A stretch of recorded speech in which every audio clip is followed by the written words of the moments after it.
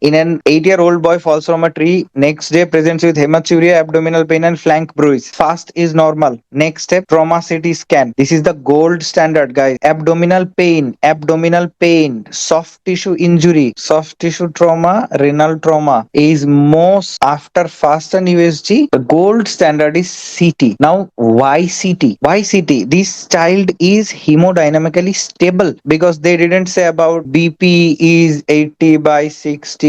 No, in that case, he is unstable. And if he was unstable, you have to do laparotomy. He is having hematuria and flank pain, but fast is normal. Fast is normal. So, in case of retroperitoneal injury with fast, you cannot see properly. So, we need to do CT. Can have it in ATLS 10th edition and urological trauma chapter in Bailey and Love. This one and this one. ATLS 10th edition, they have said that in case of abdominal trauma, in case of child, in case of pregnant woman, if the patient is stable, then what you do after fast, you do CT. Okay, you do CT. And if unstable, you do immediate laparotomy. Take the patient to OT. Now, discharge home. No, you cannot discharge a patient with pain home. You cannot. You have to cure the pain. He has gross or microscopic hematuria after trauma, and he has flank bruising. That means he can have some retroperitoneal injury. That can be pancreas too.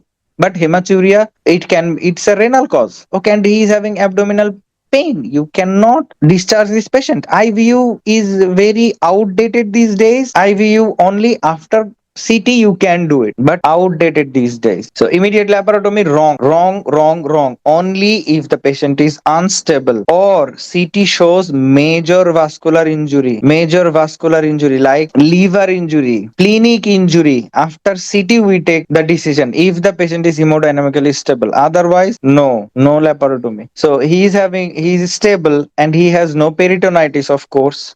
If peritonitis, rigid abdomen, they didn't mention. You don't do immediate laparotomy. Observation, no, you cannot do that. You have to take some actions. Otherwise, this patient might get worse.